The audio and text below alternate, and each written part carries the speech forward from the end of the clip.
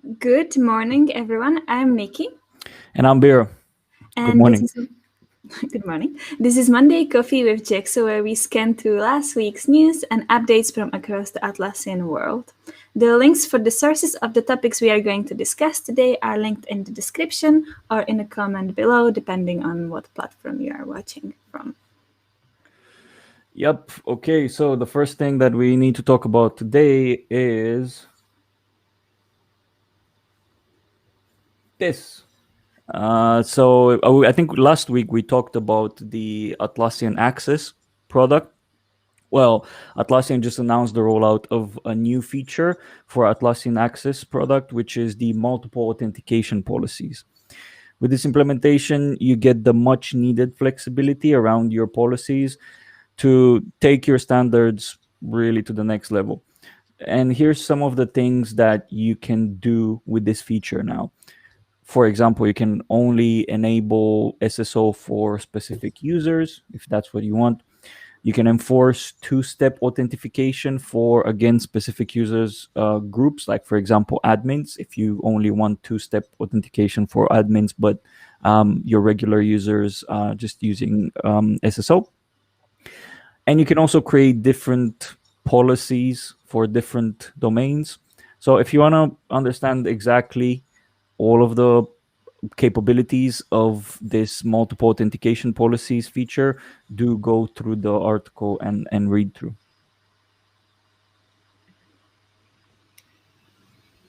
Okay, so the next one, which we have on the list, is a new Atlassian event that is starting to happen this month. And it's Atlassian Team Tour, and it's now open for the registrations. So you can go register on this website and watch the sessions as they are released from May to September. The sessions are grouped into 4 mini series. The topics are work management, enterprise, modern development and IT, and practices for modern workspace. You can register for free and watch the sessions as they are released. And the closest session that is happening is tomorrow, and it's under work management for business teams. And it's this first one, introducing the loop, a framework for predictable comms in an unpredictable world. And I saw that the second session that is going to happen is under the enterprise for this week, and it's about how to avoid a big bang when you're doing a cloud migration.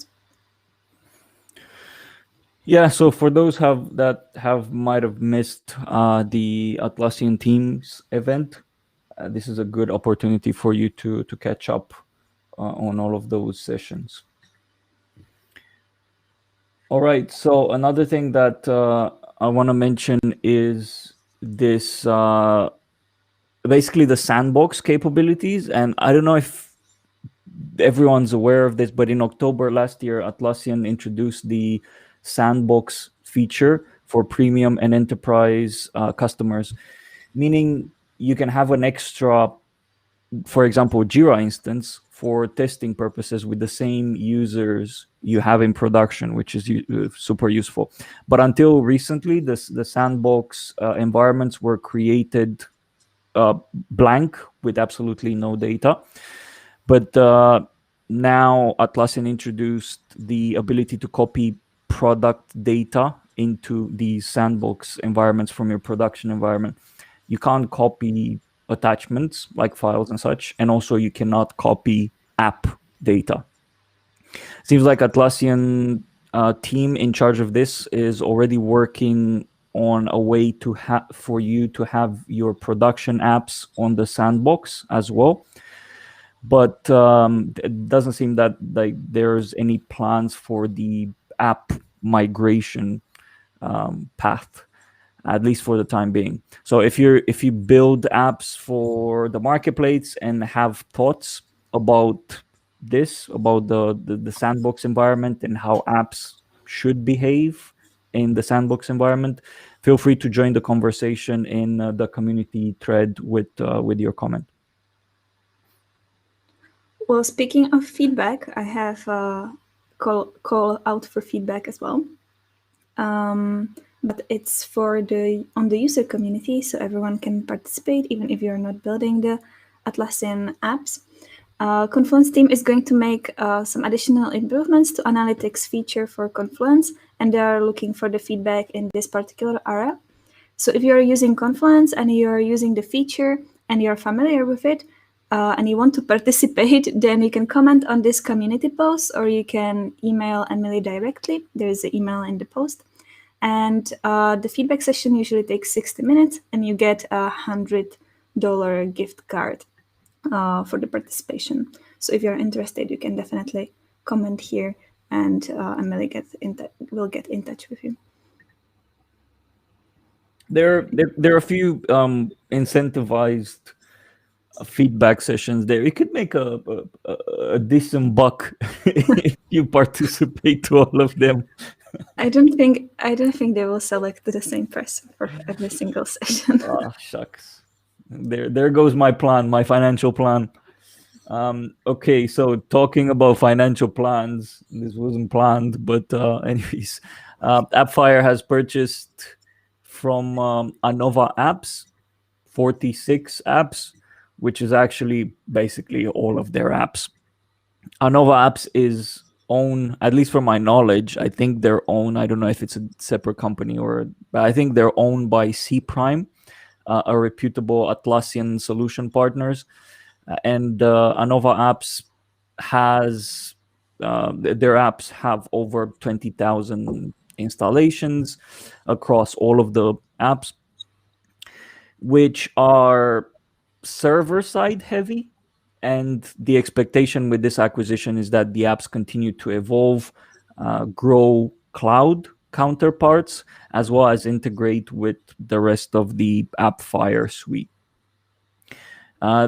Also, beecom apps division was acquired not long ago by Appfire, and the brand is in the news again because last week, basically the services part of beecom got acquired by Eficode, which is a platinum solution partner in the ecosystem. So yeah, quite a bit of commotion in the acquisition investment space last week. Oh, that reminds me that Scandia got acquired as well. Did they? Was it last week? I think I've Yeah, seen I think I something. saw the news on LinkedIn. I don't remember the company anymore, but I know it's like a global company for the consultancy, and they're now part of them. Okay, yeah, I remember. I remember that about Scandi. About forgot if it was last week. Okay, so we missed that. But anyways, yeah, I just remembered. there you go. The third acquisition last week. So it was a very busy week It was, yeah. for the ecosystem. Okay, so for the next one I have here, let me just share my screen. Oh no, that's not yours. It was yours. I have a Bamboo. So Bamboo is in the news now because of the early access program that is now available for the data center. For the ones who don't know, Bamboo is a continuous integration, deployment, and delivery platform for Jira Server. And now it's going to be in the data center as well. So if you're an existing customer and you want to trial Bamboo on data center, then definitely read this post. There are steps on how to participate and how to get a license. Just a quick note, the license is for 1,000 agents only, and it will expire on 31st of July. So you will get it for free for 1,000 agents until the date. And the capacity of the early access program is limited, and it's based on first comes first served basis. So if you're someone who is really interested in this and want to participate, then definitely join as soon as you can. Yeah, I think there are going to be a lot of interested companies on this. So yeah, good to hear that it's now available in data center finally. All right. So next up, a feature which again I think it was most needed, and a lot of enterprise customers will be happy to hear, again, news about data center. In Jira Data Center, you can now change the terminologies for entities with ease. This means you can change, for example, epics to be called features, aligning your team to use a more common language. And I know that in organizations, usually this is quite common to, to have things that are called different things. And if that's not aligned across the organization, that can get messy, confusing, time wasting on mapping various terminologies and such. This also means that if you use something like Jira Align and want to adopt the terms used in that product, you now can, because you can migrate that terminology to Jira as well. There's basically a terminology screen in the administration section of your Jira, where you can assign the word in single as well as plural use. So for example, you can change, because we talked about epic, you can change epic to be called feature single and features plural. Once the entity is changed, Jira will also show a little pop-up close to where the issue type field is in the issue view, to inform the user that this was previously called something else. So for example, you get that pop-up to say, this is now terminology called feature, where previously it was epics. And again, this is very useful because, rather than just relying on your internal comms, Jira contributes to, the comms of these changes as well. So a pretty neat feature. If you're on data center, do give it a try. If you ever had any entity, any issue type that you call something else, so yeah, you can now change it.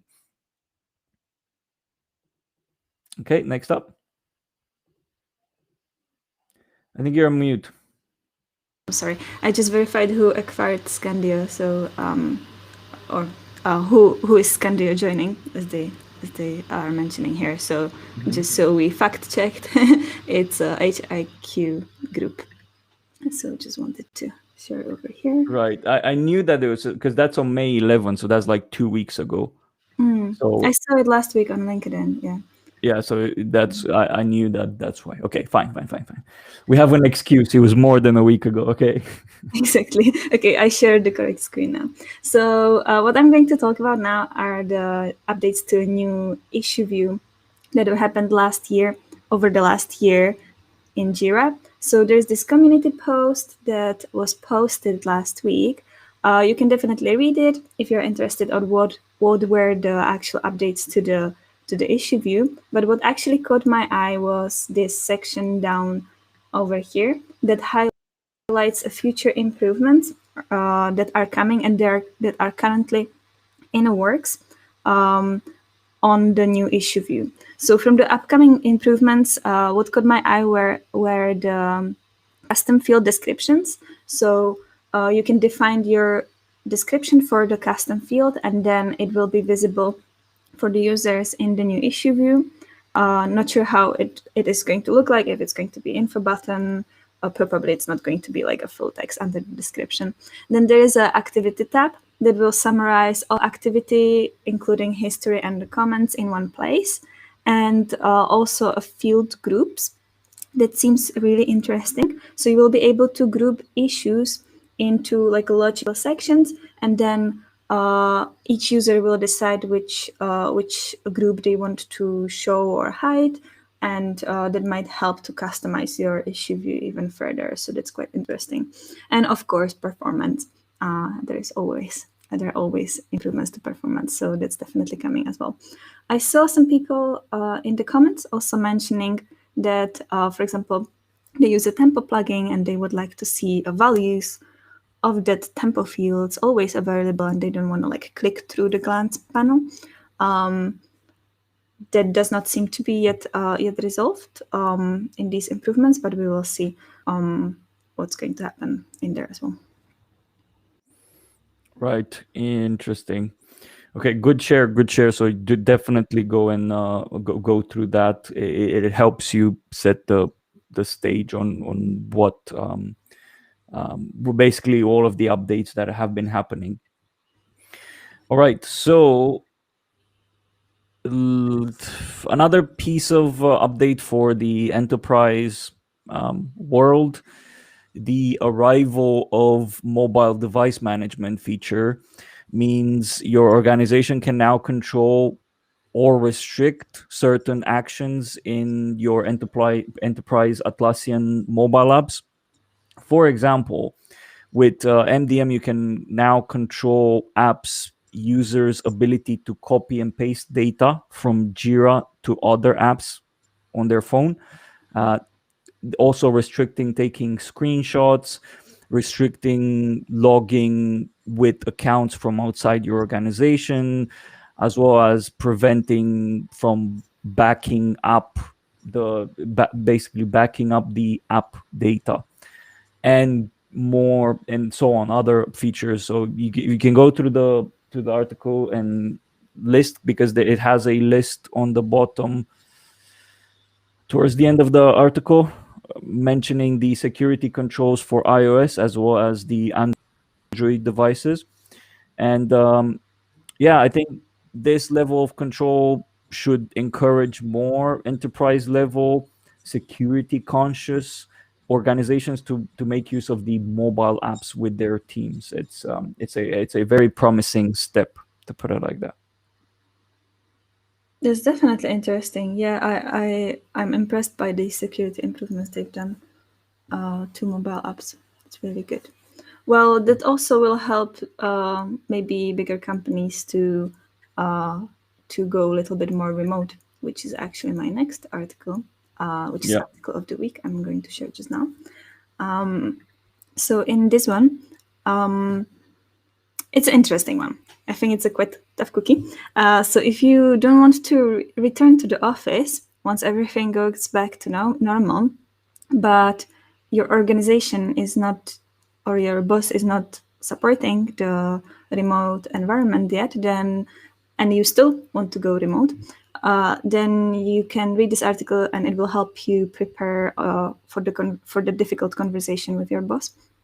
The article introduces a 3-step process to structure your thoughts and to come up with the arguments or like a key point. And it's actually applicable not only to like asking for if you can work from office, it's applicable to any difficult conversation you might have in the future. So definitely worth going through. And yeah, I find it quite interesting because, you know, with all of these articles, Atlassian pushing for the remote work and how great it is, but then the reality hits and actually your organization is not ready for that at all, because if you're not sitting in the office, it means for some people that you're not working, although it's not true at all.